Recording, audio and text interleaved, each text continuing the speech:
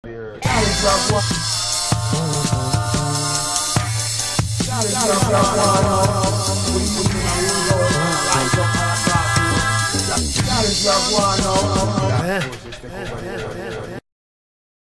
up, everybody? This is the No Age Podcast. I'm your host, Samora Sanga, and I have a guest with me today. Please introduce yourself. Hi, everyone. My name is Jemimah Wavamunno, and I'm really excited to be here to share, to chat about everything. And I know everyone asks you this, but oh my god, are you related to Wavamunno at all? Yes, I am. That would be my uncle. Yeah. Thank you for the water. Oh my god. No sponsorship. Anyway, I wanted to talk about a little bit about your past. Like, where did you go to school? Mm-hmm. How was that for you, and what was your experience in high school as well? What was my experience in high school? So, high school was actually split up two ways. I went to Cambodia International School from the beginning of high school for the first, I want to say 4 years. Yeah, high school 6 years. And then the last two in Vienna. That was awesome. I mean, high school, I don't know. I did as well. I was there for my last year, though. Yeah, so that's where we met. Each other. No, I met you in Vienna. Oh, you were in Cambodia, right? Yeah, I was in year 12. Huh. Fun fact, I did not know that. But, yeah, I mean, I've always been an overachiever of sorts. So high school was generally, yeah. You were always the bubbly one, always jumping, teachers loves you. Yeah. Teacher's pet, yeah, that's what I call teacher's pet, bubbly, trying to get everything right. So, I mean, high school is good, I suppose, as good as high school can be. So what are you doing now in university? You're in university, right? Yes, I am. So, still overachieving, I suppose. I'm a business management major in Abilene, Texas, a university up there called ACU. And I double minor in psychology and international relations. What is the experience for you in America, like studying? In general? Yeah. Because I would never. Why? I'm not into it. No. I'd say... I miss my insanity. I mean, yes, home, nothing can ever replace home. Yes, Luombo is a vibe, always and forever. First thing I eat when I come home. But, I don't know, I don't want to say overwhelming. There's so many pluses, so many opportunities. I've had a chance to experience that, to be honest, I wouldn't have gotten here. I'm not mad at. Socially, as you can tell, the climate over there is very different. And so many things are coming to light. Especially now. Yeah, especially now. So many things are coming to light for the rest of the world, what it's like, generally having experience as Black in America, definitely being a woman of color, an immigrant woman of color in a foreign country is interesting. Yo, tell me about the experience when you went there. I think it was your mother, and she came, and they said you're from Uganda. And you said what? Yes, no. So she was actually coming back to visit me. She was coming back to visit me, and she laid over in Boston. And the guy checked her passport. He's like, "Oh, you're from Uganda. That's cool." He's like, "Did you bring any grasshoppers this time round?" And she was like, "What? Why would you ask me that?" He's like, "Oh, so many Ugandans come through here with it. We just don't even confiscate them anymore. Really, we would have just let you go." I was like, "Oh, now I know where to pass through when I bring my insanity. I know where to stop by." That was so funny. But, so I also wanted to talk a little bit about your business that you're running, the Gemstone Designs. Yes, Gemstone. And how's that going, and where did you... Let's start with like the beginning. How did you come up with the idea? Yeah. So, girls like shiny things. Well, different people like shiny things. And ever since I was young, I think ever since I was like 11, it all starts from like friendship bracelets phase. All those little rubber band style things. Everything is colorful, fun, interesting. But me, being the overachiever that I am, always wanted to add an element of self. An element of self for me is definitely connected. They're really unique. Where do you get the material? Do you mind me asking where you get the material? I get it from home. So that's where the element of identity comes in. You get it from home. Everything is organically from home. The wood beads. Just outside in the yard? No. I get them in arcades here, but like I spend days looking for specific and then you shave them down. Yeah, either I shave them down, paint them, sometimes get them when they're actually that way, and then I just connect them to like different pieces. Yourself? Yeah, I connect them myself. That's I make incredible. everything myself from scratch. Aside from some of the beads, I actually do have some like chitenji earrings that I make as well. But with everything shut down, I haven't been necessarily making those as much. But yeah, I generally, from when I was 11, I loved that and loved being able to apply myself in a very creative way. Sold to family, friends, and realized, you know what, why beg for pocket money when you can literally get it out of them at different whatever. So I started monetizing it that way. And when I got older and started doing it more, I decided to expand outside of just my friend circle, realizing it's actually, like I said, so you're not only selling Uganda, people can get them anywhere else. Yes, people can get them anywhere. Currently I just have my Instagram page because me officially spreading it out to the rest of the public is pretty new. But I'll have my website up pretty soon. And I can ship anywhere in the world. I've done it before. It's a shame we don't have any examples to show. Yes, it's a shame. I wish you told me. But we'll definitely show some pictures on. For sure. Where? So they contact you on the Instagram and then you can purchase. Yes, DM you can. Purchase. Yeah, you can DM Delivery. for inquiries, and delivery is just all catered and everything. Mad. So where have you traveled? Like, where do you get like your personality? Like, let's say like. Personality. Is it strictly Ugandan? I just want to know, like, where you... Personality is from DNA. Just kidding. No, I want to say experience, and this is I know that sounds so vague, but yeah. Well, what are the different experiences? Obviously nature versus nurture. Your nature is obviously how you are generally. Nurture is all the places that you've been, like you said, travel. So there's the element of me having been raised from home, and then spending the past 5 years in the States, and the experiences. Yeah, and experiences that have been there, so it's making 5 this year, I think. And are you happy in the US? Am I happy? Cool? Yes, I mean, I have a great support system of friends, a great community. That's exactly. I feel like that's what I would need if I was going to go anywhere else in the world.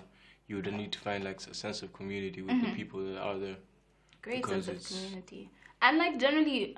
I believe in learning how to be comfortable being uncomfortable. You put yourself out there. You diversify your circle, not just the people especially you know.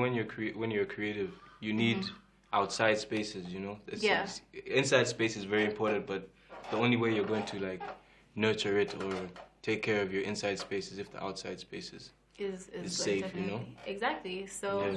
Yeah, definitely diversified circle. I have family in the States for sure, but I don't get to see them as often. I spend most of my time with friends. So literally turning friends into family. Why do Ugandans run those? No, not always actually.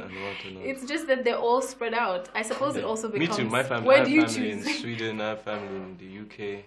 Yeah. So to choose is also like you can go anywhere. Cold. Like, why? I don't know. I'm not a cold person. I'm in Texas. You know what I'm saying. Oh yeah. It's a south. So it's a desert kind of situation. Doesn't snow.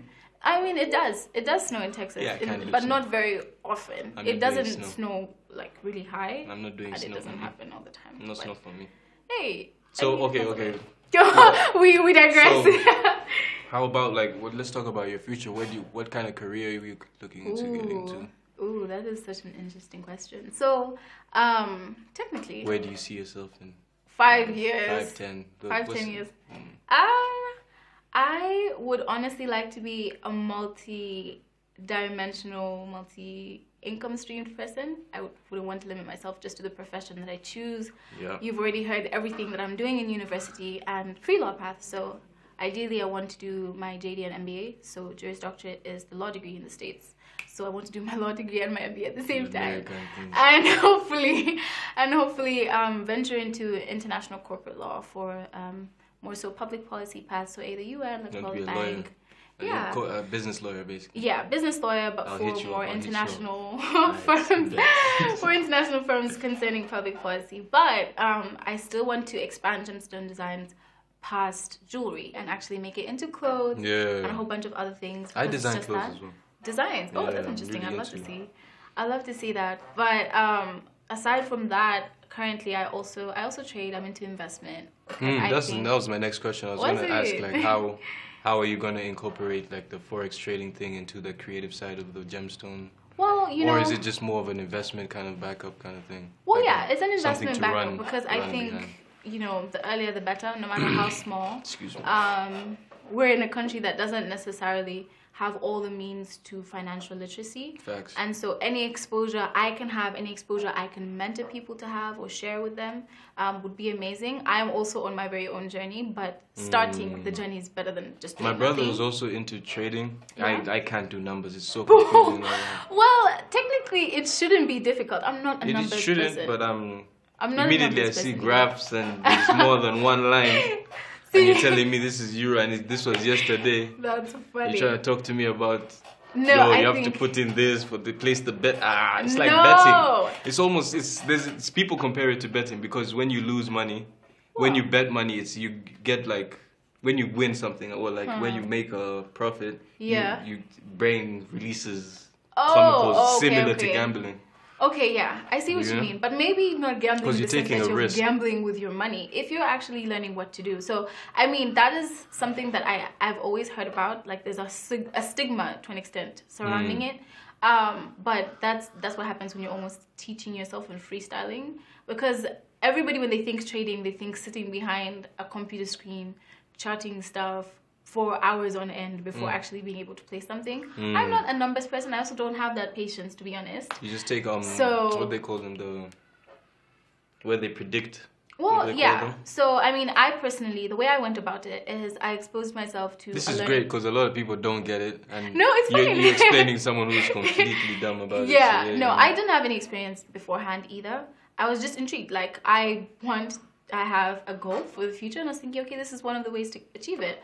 And just... I didn't have any prior experience in anything, and the way I did it was expose myself to a platform that's willing to teach me how. Yeah. So I'm actually currently with Kuvera Global. It's not like I'm not employed by anything, right? Whatever, I just pay for the services where I learn how to do it myself.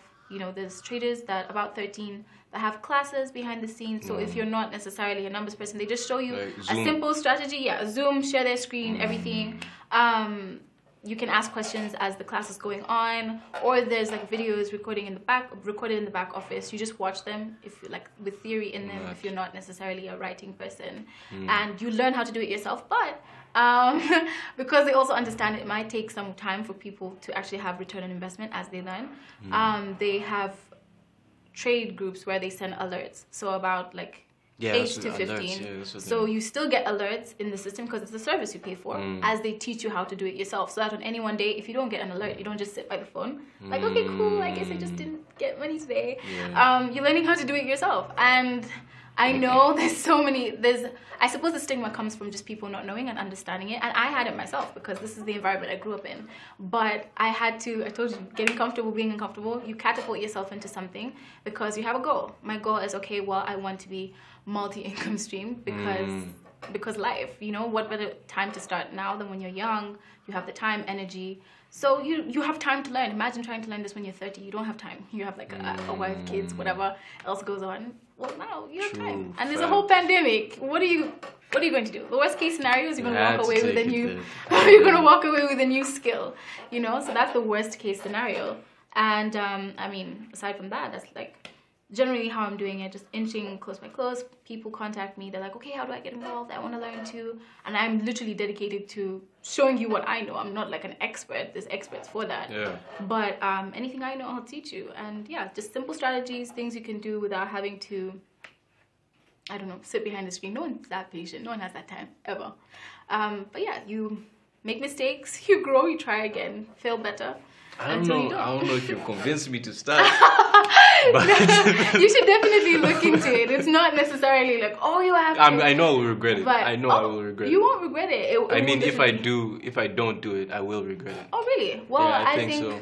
Yeah, I think so too, honestly, because you have, like I said, you have time now to figure out whether or not it is for you. You also have time to figure out how you learn these things. True. So you can test run and try it out my way and be like, well, maybe I don't learn that way. And then you can, until you finally find your thing. And yeah, and I suppose all these things also interfeed into one another. Like I earn from my jewelry business, and yes, it can sustain me in certain ways, but I can reinvest that into Forex. So whatever I earn from Forex, I can reinvest that into. So it's like different, as opposed to waiting for capital, or if you don't make it right in one thing, you contact parents like, oh, help me, this, that, and like it kind of defeats the purpose of, you know, financial independence if you end up being dependent again and only having one thing to fall back on. True. But I think I'm like talking your ear off. Okay. I'm lecturing. Moving. Yeah, let's talk about something completely different. Do you believe in a higher existence? Do you believe in God?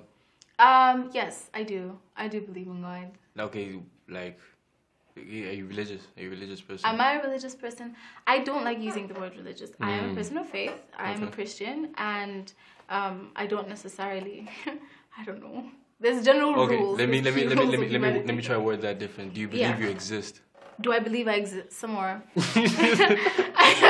I want to imagine. It's a philosophical question. Do you really think you're here right now? Yes.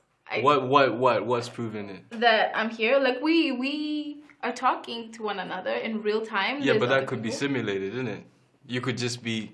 There could be certain switches turning off and on in your brain that's telling you that I'm talking to you right now, but you really couldn't. Like everything, including the lights, the cameras, everything is here, but really it's just off and on switches. Okay, well. Like immediately you look at something when it turns on, and when you look away it turns off, type of thing.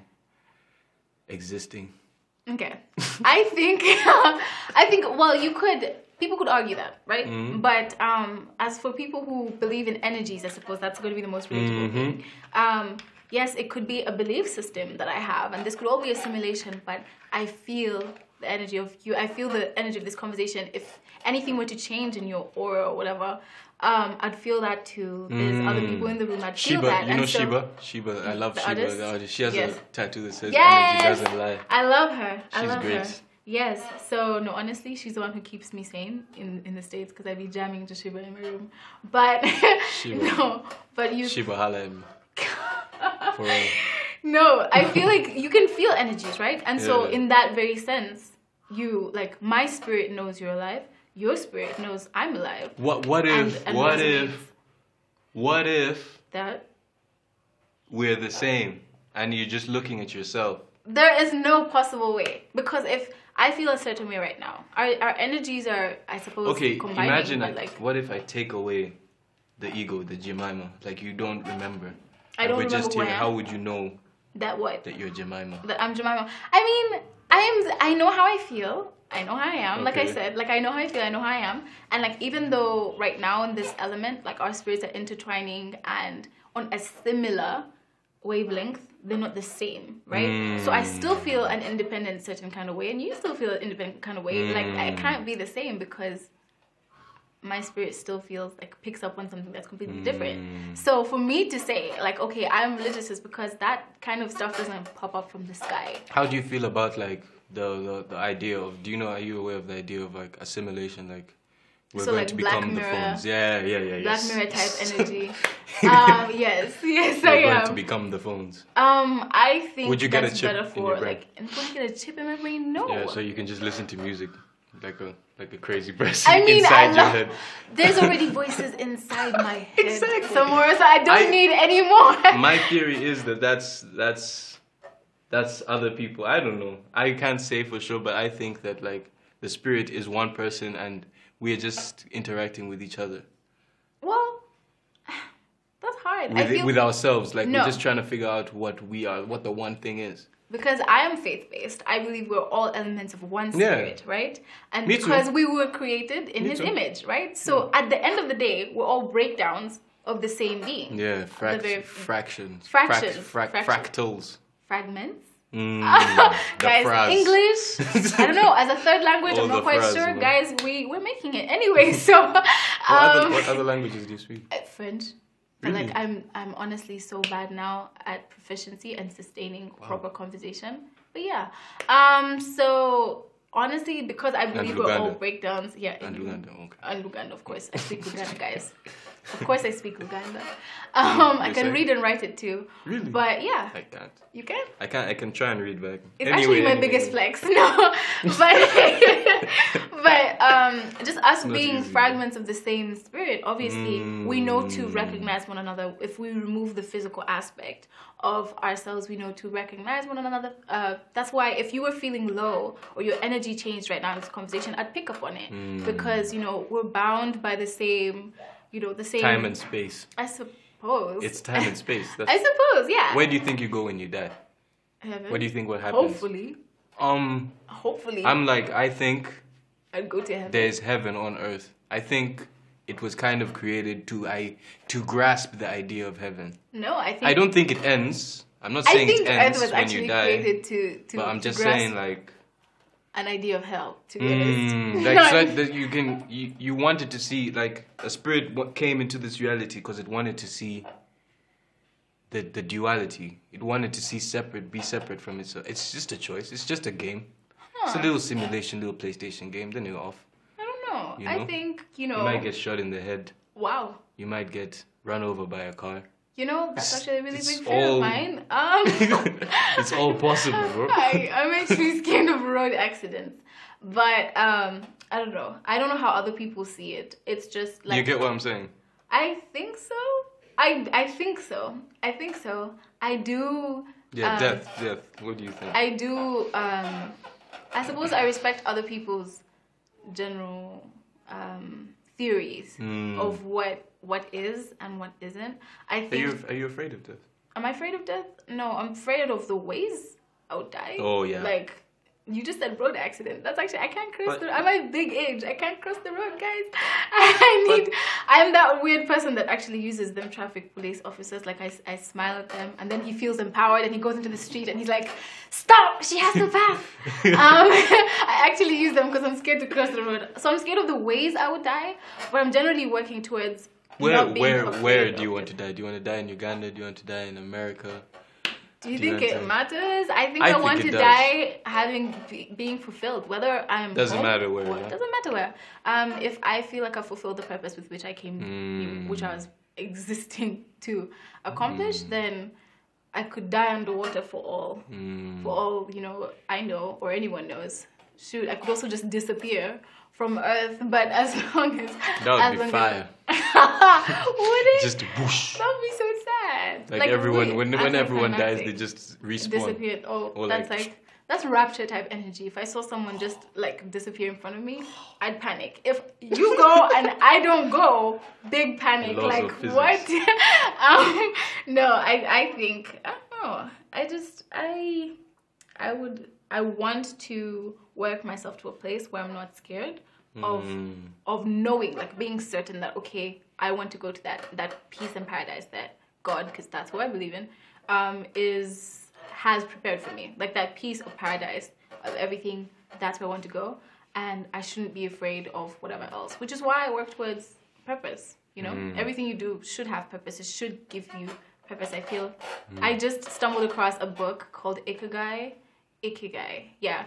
It's a Japanese I think those Japanese on something else. Not a proverb per se, yeah, but it's a almost like it's a word that defines a state of being that you're combining everything you believe, everything you've been taught, everything you are, and everything that your heart yearns for. Yeah. And you combine these into your purpose, and you apply this, and you turn it into like a life system. I read the book; it's really cool. I should find it for you, but generally just saying that I'm working towards, I suppose, my ikigai. Why I was put onto here, into incorporating the things that I love, the people that I'm about, just incorporating that and living it and letting it be, guide you, I suppose, to whatever it is that I was able to do, I suppose. And That's then, beautiful.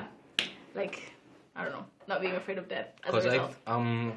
I was talking to a psychotherapist, and she's like, she wanted to start talking about like existentialism, like as an issue of where mental issues that stem from, like anxiety and depression and whatnot. But I think like the issue of existentialism has to be it's more spiritual than mental. It takes from everything, like when you're not sure about like that, if you're not having a, what do you call it? Ikigai. Yeah. If you don't have that ikigai, you're gonna be lost. I don't know what to call it. You have to call it like ikigai. You get me? Ikigai. Yeah. The egg guy.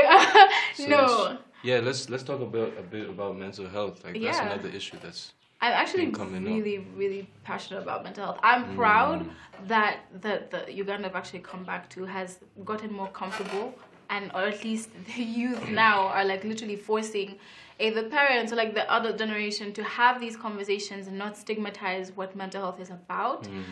Funny enough, my on-campus job while I'm at school is just being... when we were kids and you acted out, they would just say you're going to Butabika. Yeah. Quick.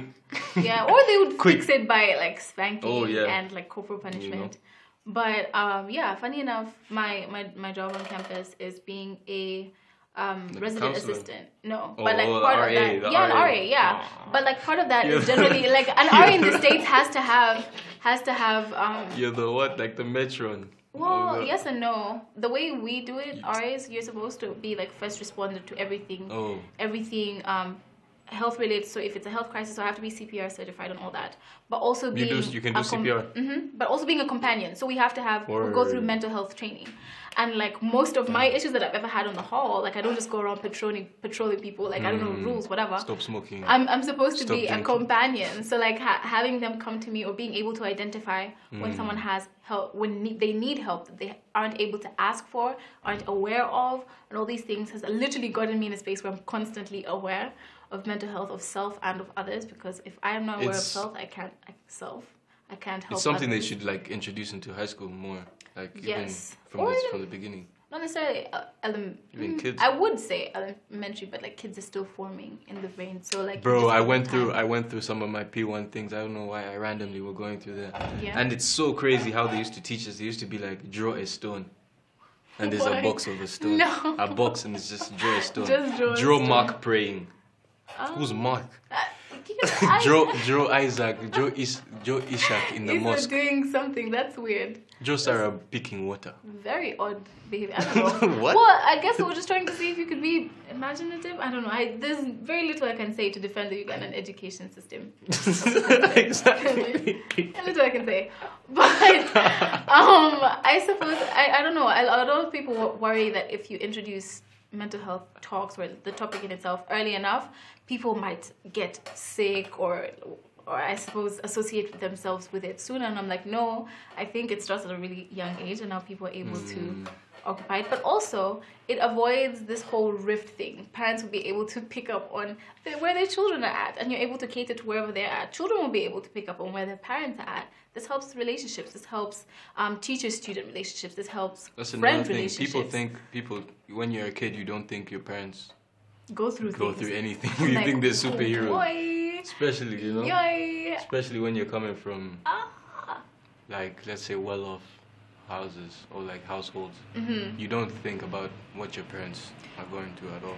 That's because for the most part, people generally put their parents in a box, I'd say. Like an image, you know, maintain the image. So the image you have of your parent is either provider or whatever. It's almost like single file. Never provider, friend, human. You know, or provider, friend, something else. It's usually just parent, authority figure, question mark, and then maybe provider to an extent until they're not that. But just breaking out into that would be really, really awesome. I don't think people should be afraid of their mental health.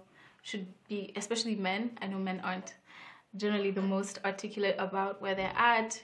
I don't know why people. Yeah, it's real. I know. Think it's like. I'm extremely emotionally intelligent, so I don't have a problem with that. But I get it. I know that like guys have an issue with that. Oh, you're weaker, or if you share it, whatever. I mean, I do know that it also stems from a fear. Like you're vulnerable. You're telling somebody your deepest fears or the thing that your very soul, spirit desires or hasn't had in a minute.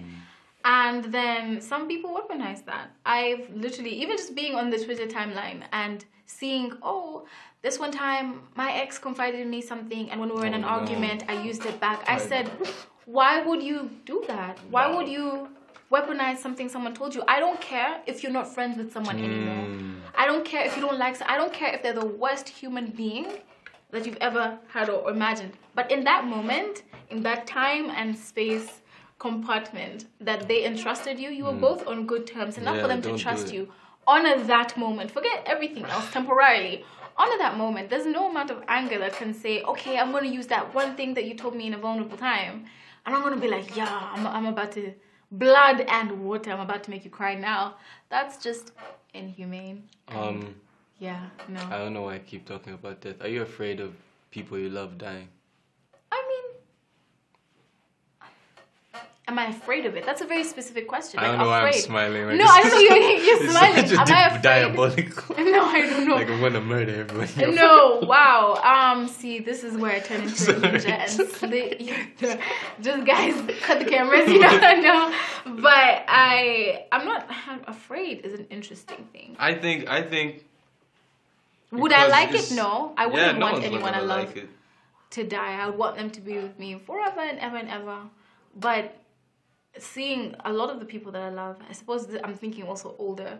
Because that's another thing. People will say they don't want to love anybody because when they get close to someone, they just get hurt. People get hurt. You know, whether someone dies, I don't know why I took it to death, but yeah. Yo, we're not talking about that. Tell me, is everything okay at home? Just no.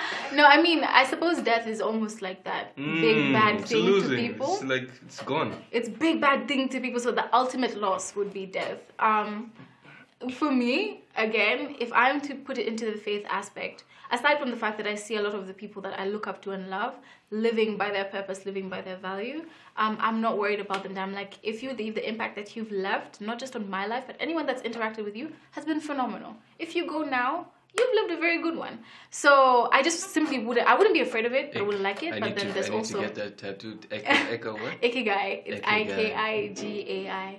Ikigai. Yeah, but aside from that, I mean, there's also supposedly, like, the hope. Like, with my faith comes the hope that I'll see you again. So a fear, I'm like, it's like saying that that's the end of that, I'll never see you again. Yeah. And then maybe you didn't complete what you wanted. But there's that hope of, hey, you know what, I don't really like this, I'll miss you, but I'll see you again. Yeah. I don't know when that will be, but eventually, and that's a good comforting hope to live by. But me, I don't know, getting close to people in terms of getting hurt, no one wants to get hurt. Like, that's plain and simple. No one wants to get hurt. And you want to protect yourself as much as possible. But to an extent, I'm an empath. I can't control how much I want. Like, I yearn to get to know people. I yearn to be able to relate with people. Whether most millennials are empaths. Yeah, which is fine. I suppose whenever you're in tune with not just your mental health, but like who you are, nature versus nurture. Do you know about the indigo children? No. Do you know what that is? No. So there was this research thing in China where the few children had like supernatural powers where they were bending spoons and levitating, and they're part of this race called the indigo children. It's not big news. It's side news. They're like undercover. Research, weird. Samora's brain. No, I mean that's interesting, but like, wait, that wouldn't. They bend spoons and they levitate. Okay, but like, what's the problem? Like, honestly, if people... No, to be honest, if they ended up being people with special powers, I know people are scared of stuff they don't understand. Do you think there's people that can do that? Yeah. With their minds, bend spoons and levitate? I know that I personally believe, like, yeah, I think anything is possible. I think anything is possible. I read something on social media. Someone was like, 2020 is just a year that some time traveler keeps going back to try and get right. I was like, like sometimes that's Black Mirror energy right he there. He keeps coming back every time and messes up. And messes up something, and then obviously, I don't think we're trying to change the year 2020 from what? Like, I need this whole theory to have. I had this whole thing where I thought it was gonna be cool, like, you know, it's 2020 is gonna be all nice vibes. Then from the 1st of January, man, it was just a terrible year. Personally, globally, man. Everything wasn't feeling it. I think that 2020 is a year of things that have been piled up in general, like even that are spilling over, kind of like a spillover effect year. Yeah, so if it's social issues as we're seeing, not just in the States but the rest of the world, if we're seeing political unrest, if we're seeing health as well, like the health sector discord, like things that I suppose you work on, cover up, I don't know, that spillover. I don't know. So it's a spillover here. And we're making it through it. No, we're being dragged through it. Do you think Kanye West is going to become president? Have you been following what he said? Yes. Did you watch it? Yes. I think he's great. Really? I'm not gonna judge him because he has mental issues. No, I'm not judging him for his mental great. health issues, but I'm He's also not great. glorifying them. I'm not glorifying it, but he's a creative genius, and like, I mean, everybody has different gifts. He talks but shit. Like he's like, yeah. I was on my, like you can't come from one extreme he and was go like, to I was on my extreme. 400-acre ranch and I took like 3 Percocets and I drove down the road high as a motherfucker. Guys, I don't even know. It took me a while to even get into Kanye's music. Oh, yay! It took me a minute to get into his music, and then I did, and then he just started just going off the wall, which is fine, because his music is undeniably good. I told you, it took me a while to get into it. But still, I'm not judging him because he has bipolar issues. It's just like... No, but he's finished. He's finished. After what he said, he's finished. He's done. It's hard for me to get past that. There's like, no... I don't know. Maybe I'm just sensitive. I'm just like, wow, you're... The Harriet Tubman. Yes, the Harriet Tubman thing. But even your daughter's going to grow up and talk, and she's going to hear how you wanted to abort her. Like, you're her safe space. You're her knight in shining armor. Oof. And in a moment of weakness, I'm not throwing blame. It's just like I said, these things are spillover effects. And I'm just like, you can't get past that. I'm like,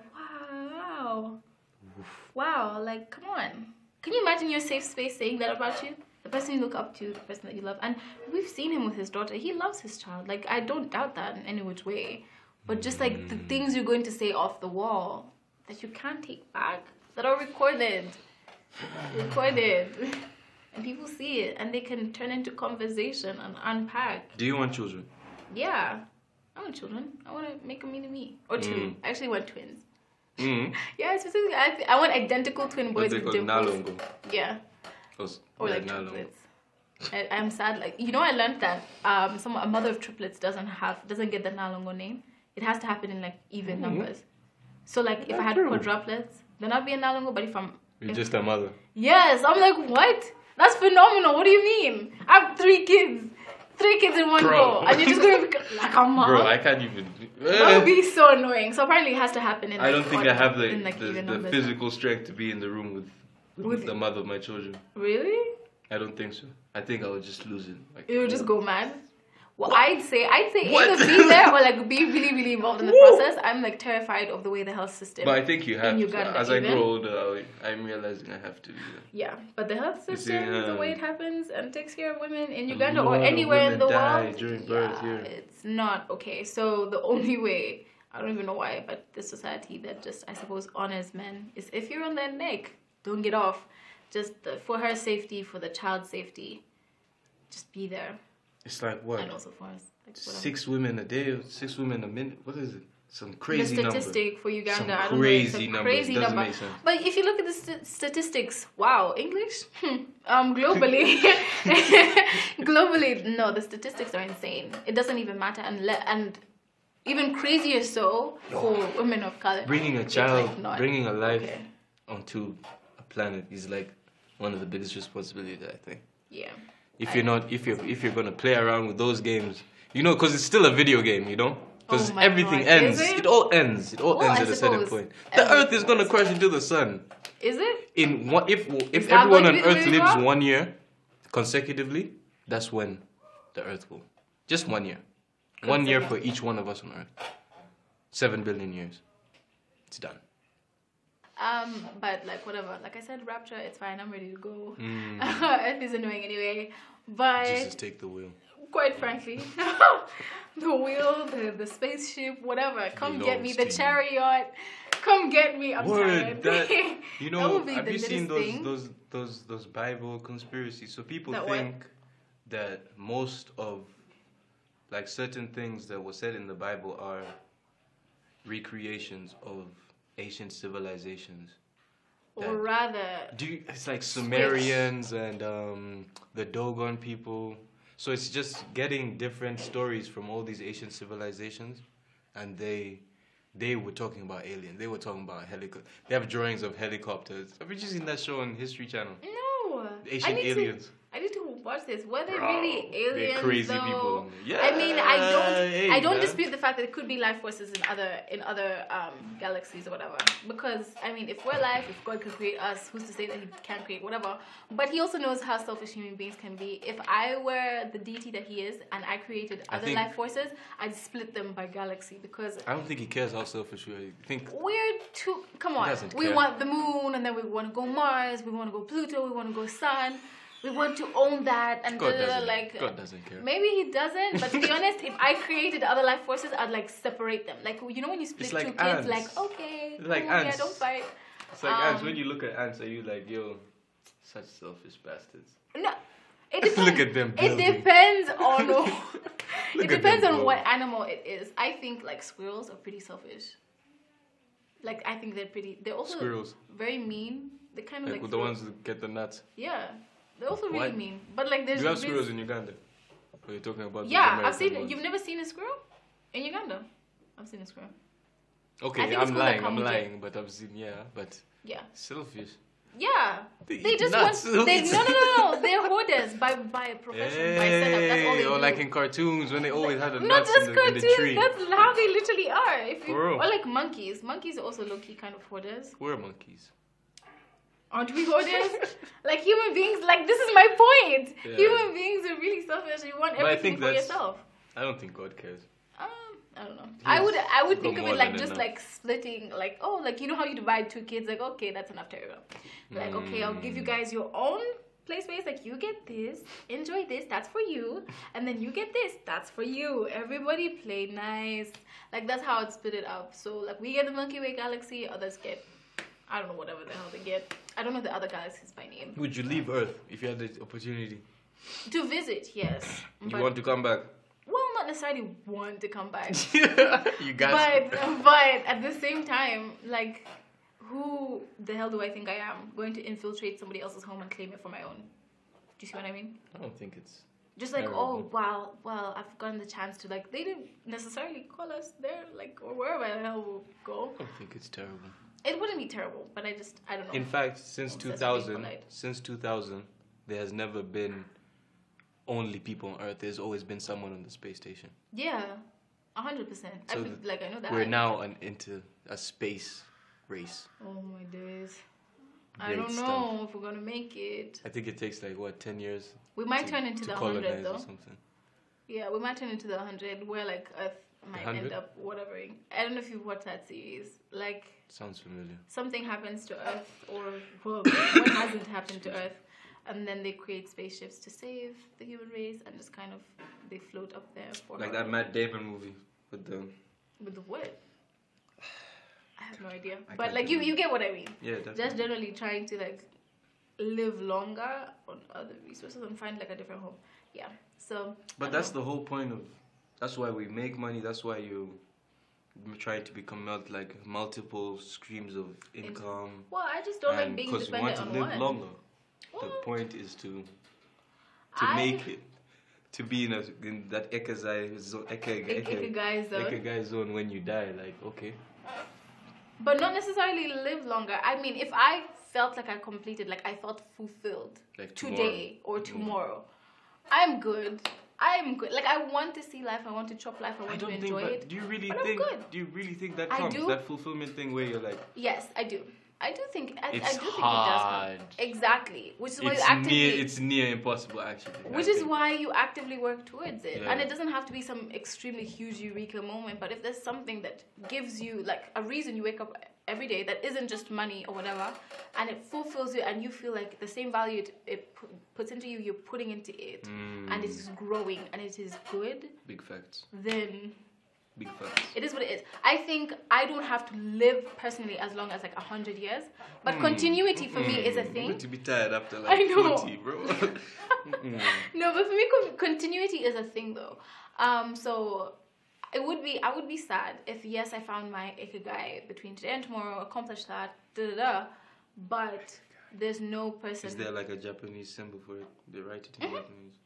But there's no like anybody of my particular genetic makeup to continue it. So aside from me just living on, if I left something behind and like That's a why people child have or kids, whatever, yeah. I mean, well, I'm not specifically having them for that point, but like my continuity doesn't have to be a whole bunch of years. My continuity can be like, I know that I live on in another form or way. So it is what it is. Or even if I just gave my eggs to like an egg bank. And eggs. Yeah, like eggs.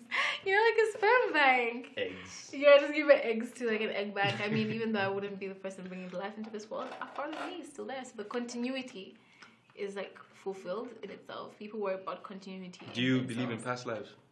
Past lives? Yeah. Do you think you've been here before? No. It's the first time. Yeah, I think you know how you have deja vu moments. Yeah. What are those? What are those about?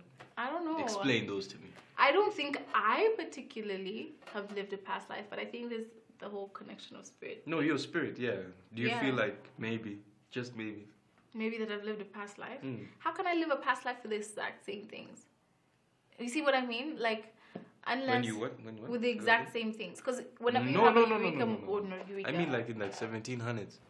Like maybe you were here in like if 1950. I had a past life in the 1700s, I would be do you too feel a hyped. connection to a different time in life right now? Because for me it would be like I feel a very deep connection to like the 70s.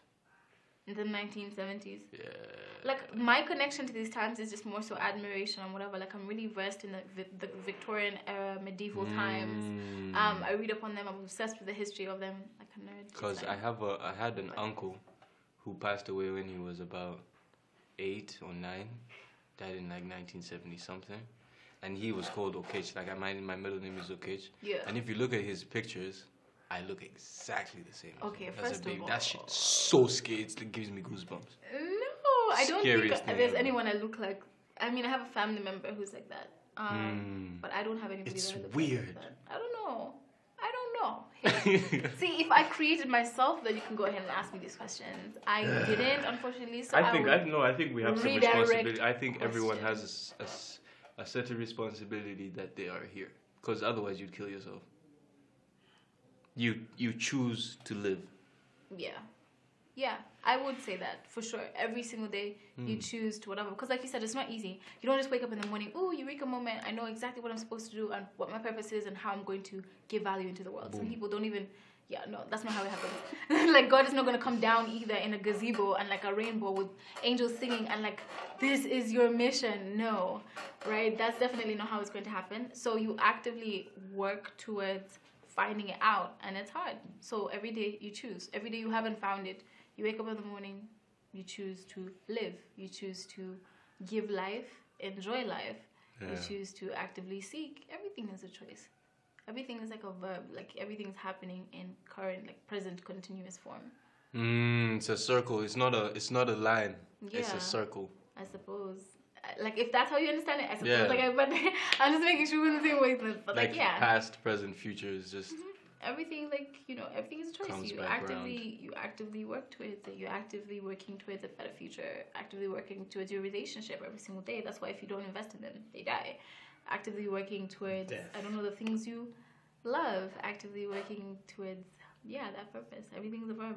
Doing present continuous. So yeah. One thing I learned in my life when I went to university, I didn't know the difference between identity, gender, and sexuality. Ooh. So this is the things that my parents teach, and I didn't understand it until I was like 20 years old.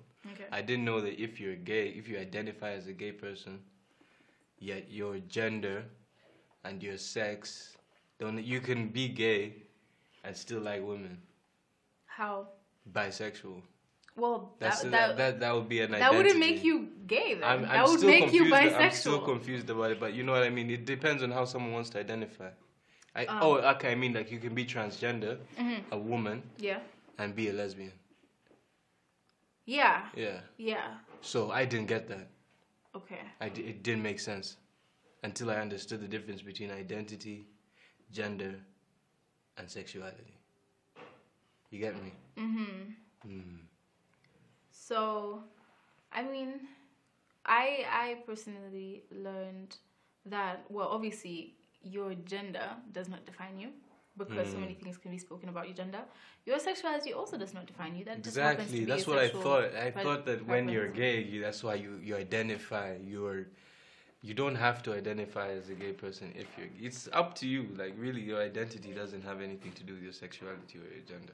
Well, I'm a heterosexual human being, so I'm attracted to men. But, which honestly could be a character flaw in the long run. Might be a character flaw, you never know. Like, just who, what? Because, wait, that's actually just a brick wall. Can you imagine being attracted to men? And men are so, anyway. No, but I mean, if you think about it this way, even if you look at your parents, you know, that's a heterosexual couple. Their identity isn't compound into the fact that they love each other. Yeah, exactly. Like their identity is completely individual, and the fact that you look at them in different ways. That's where you get swingers. Oh, Christ. No, but I think also the difference between gender and sexuality is gender is what you identify as, and then your sexuality is what you are attracted to. Yeah, which is where you came into the whole thing of like, oh my god, I didn't know someone could be a trans woman and still be lesbian. It's like, but you just went all that way just to come back. And I was like, why am I even thinking that? Is it because of how I think? I don't know. Is it subconscious, like something I need to unpack deep inside, or what? So many people think like that. Yeah, so many people think like that. Most in people. Terms of, well, you know, I honestly don't know, you know, and I know there's a great divide in terms of either understanding something or I suppose agreeing with it that come into play in terms of social acceptance, faith even, and so on and so forth.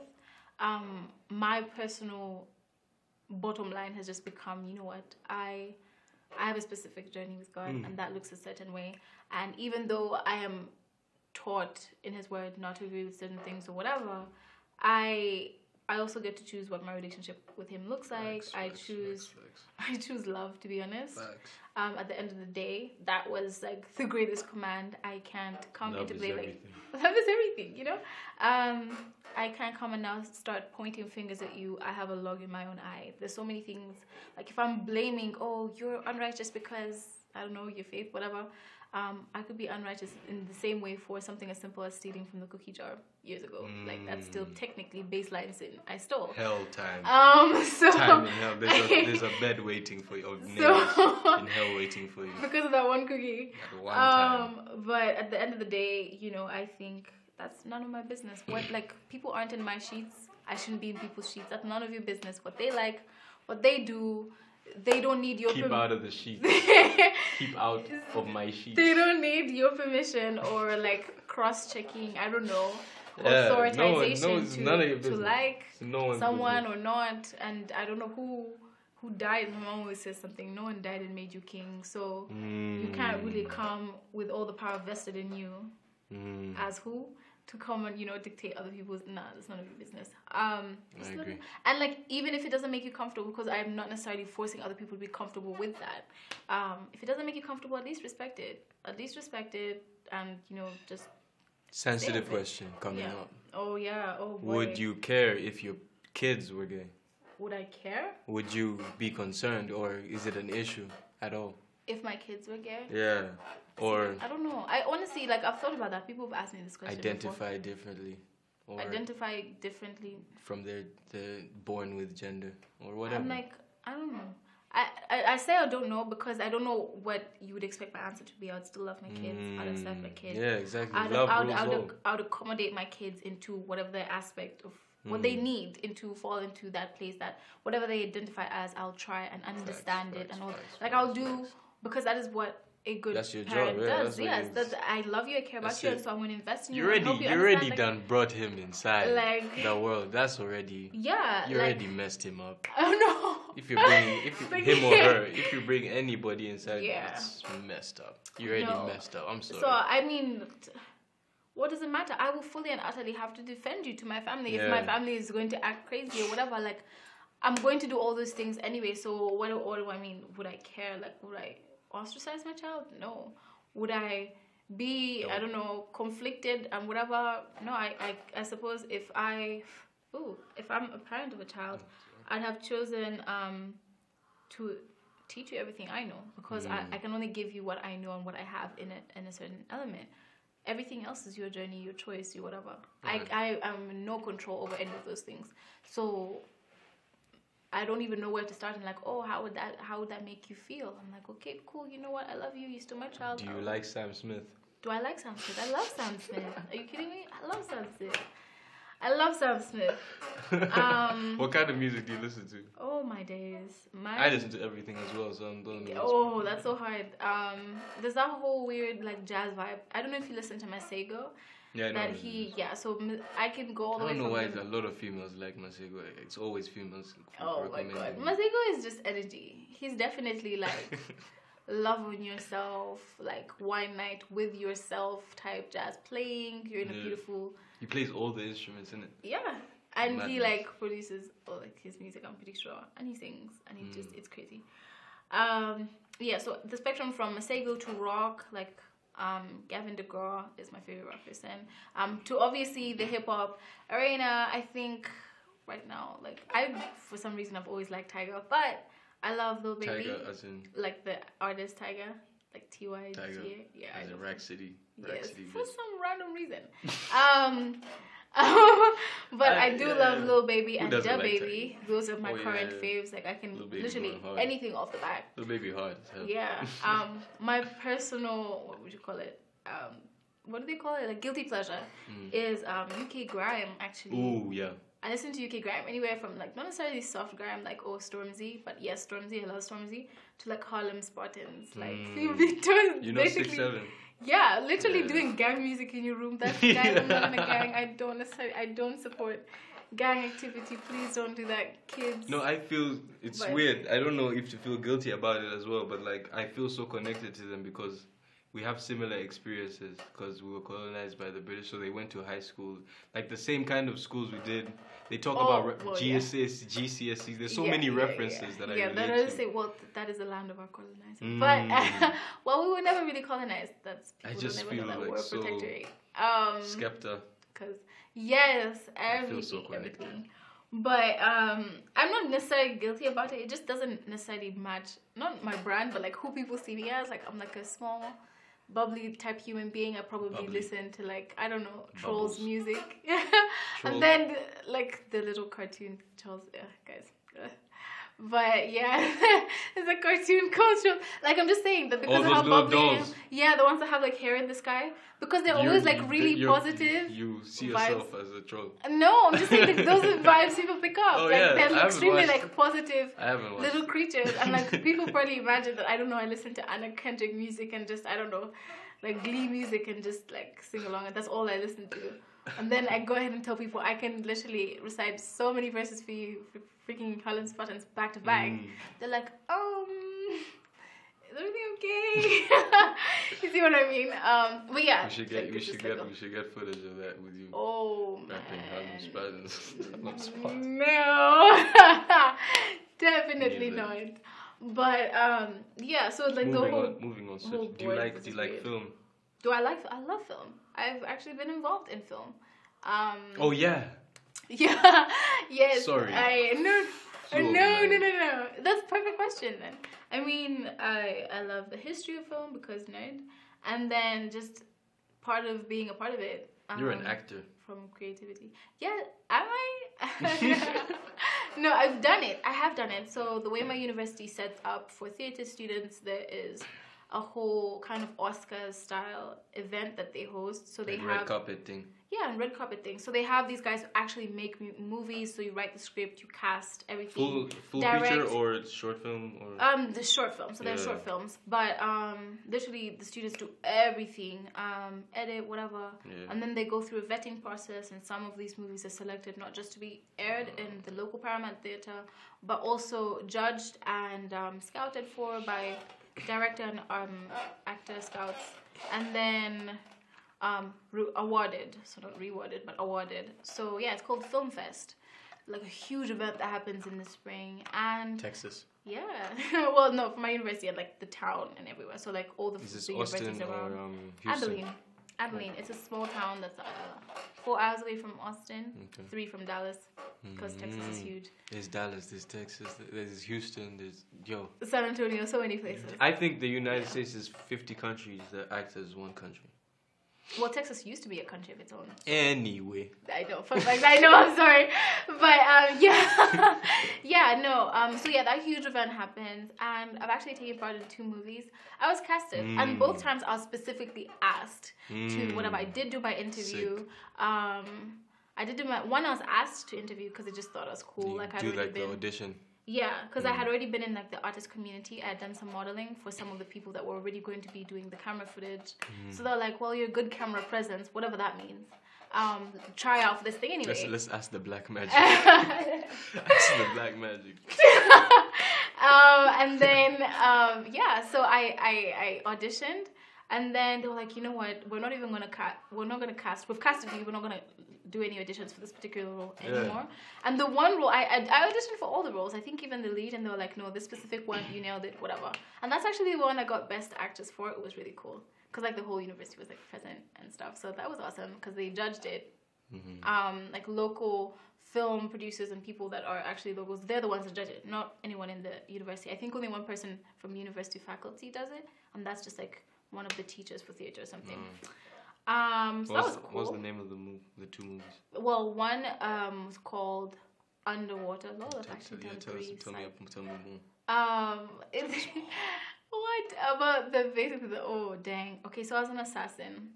And this whole thing, it was just a whole coalition of assassins to an extent that were working together, and this particular like with the whole fake blood, like you really murdered someone. Yeah. Look, like we had to do a fight scene. It was crazy. She actually ended up breaking her thumb because we had to like the force had to be real. But anyway, it was a lesbian couple, funny enough, and the lead actress and her wife were basically trying to break off from this large organization. Because they found out that the head was actually trying to put a bounty on their heads for some reason. They'd only gotten involved because lead actress's brother had gotten killed by this organization. So you know how someone basically, like Nikita type vibes, you get involved in this organization to kill the head, but then you realize they're onto you. And so... Fire in the booth. So, but you try to become the best assassin so that you're closest to the head person. And you can have access to them, obviously, to kill them. Yeah. And that's what the lead actress was. But I had been, like, whenever the head had picked up on, just called them the something. I don't remember what we called them. Some title. But she'd picked up on disloyalty. And so I had been, like, a secretly trained assassin on the side to sniff her out. So I had gone undercover as a for house the company. For the organization. So undercover house help in that household, which is funny because the lead and her wife were white. And so everyone first initially seeing that were like, oh, what? You're like a maid, like a house help in the movie. It's like a way like to get around it, like that sounds it's crazy. But then, I basically ended up killing everyone. Like, it was mad. The way I killed the whole team was mad. I felt like a ninja, too, as well. But the whole thing was too diabolical. Because in the beginning, I was so agreeable. I didn't necessarily say much and everything. But I was some badass. I was real badass. Character arc. Yes, which is completely different from who, like, I am. I'm such a bubbly, like, happy-go-lucky, let's hug person. And then the whole screen, everyone, I need to see that side. Hearing the collective gasps of people was like, yes, it's crazy. And the second movie? The second movie was actually similar, but not the same. It was a different, similar director, so that's why the script was whatever. I think he was co-directing with another student, but he likes these kinds of things. And this one was just actually like you would have a good cop, not necessarily good cop, bad cop, but obviously an organization, and then a cop who's trying to jail, all these other assassins in this organization. But this cop, he wasn't undercover or anything. This time around, I wasn't an assassin. I was the head of the organization, like the criminal organization. And this cop had been a thorn in my hide. So I got rid of him. And criminal organization. Yeah. What kind of criminal? Smuggling. I think it was smuggling drugs. Drugs. Killing people. Just doing the most. All these things that are just completely not me. Oh gosh. And I was like, literally, I got rid of him, and like it was a whole cat and mouse type chase situation. So the movie, it's a short film, so it was spent mostly cat and chase, and then I got sick and tired of him. Ordered my goons to go ahead and collect this dude, and I had to get rid of him myself. Goons. So it was a whole dramatic thing. Like, I have like a long coat and like thigh-high boots, and I'm killing him with a chain, and he's gonna get drowned in a lake, which we had to throw him in a lake during the winter time, which was crazy because it was cold as hell. What year was this? What year is it? What year was this? This was last year. Yeah, okay. This was last year. Wow. So, just basically had to bind him to like a boulder, drop it in the thing, and have him go with it, because we had to do our own stunts as well. I just pray he didn't die. Because what? Yeah, no, it was awesome. We had to get as realistic a gun as possible. It was just crazy. The whole thing was crazy. You have to buy all the props yourself. You have to find all the some of them were setting, where you're gonna shoot everything, all the things. Yeah. How long did it take to make like per movie on average? The shooting was done over a period of like 2 months. Yeah. Yeah, it was done over a period of like 2 months or less than. It's like 20 minutes long. How long is it? The movie? I want to say. I want to say 30 minutes. 30 so minutes. 30 to 40. Yeah. So I'm not necessarily. It's a lot of work, bro. I know. Yeah, it was a lot of work. Luckily, actually, the director had media connections. I think his dad owned the company, so that's where he got all his camera footage from and everything. So it was like high tech stuff that they actually used. I think his dad also was on like the judging panel and stuff for the second movie. But yeah, that year, I definitely didn't win, but it was fun. I enjoyed it. Like, just being able to put yourself into a whole different. Hey man, doesn't hurt to have someone on your team. Inside, you know what I'm okay, saying? on the other side, I guess I've had enough practice right now. Yeah. Would you want to continue acting? Is that something also you want to continue pursuing? Yeah, like I thought about it, because I did get a recruiter's like number and everything, like, you know, to reach out. But I thought, you know what, am I even going to use this thing? What about Ugandan films? Ugandan films, films. African films I would, because I am actually pan-African. I want my. How could you not? How could you're not? What? No, some people aren't. Like, that's the sad truth of it all. True. But I would want to see my industry flourish and everything. I just don't even know how to penetrate it, which is, I guess, just symbols of how broken it is. But where would you start? Where would you, you know? I'm generally open, and of course, opportunity doesn't always come to you. You either create it or go to it. Facts. But where do you start, you know? So, interesting things. I just wanted to ask, what's next? What's next for you? That's a lot. I mean, I have my whole life ahead of me, however long that is. So I'm excited. That's just a series of me glowing, hopefully, but growing in various ways. You're glowing right now. That helps. But just growing, learning new things, pushing myself more into more uncomfortable spaces. Yeah. I suppose even taking on new skills and adapting to new skill sets. I suppose more income streams, and just different things. Yeah, I'm interested to see where life takes me, to be honest. There's me actively working towards the career that I hope to have, and then there's where I will actually end up. And I don't know. I don't know what either of those two are, but I'm open-minded, so I'm excited. Yeah. Sounds good. Does it? Yeah. Sounds great. Yeah. Guys, I have nothing more to add. Thank you so much for tuning in. This is No Age Podcast with Samora Sanga. I have my guest. Thank you for coming to see me and talk and chat. Yeah. And listen. Yeah. You get me?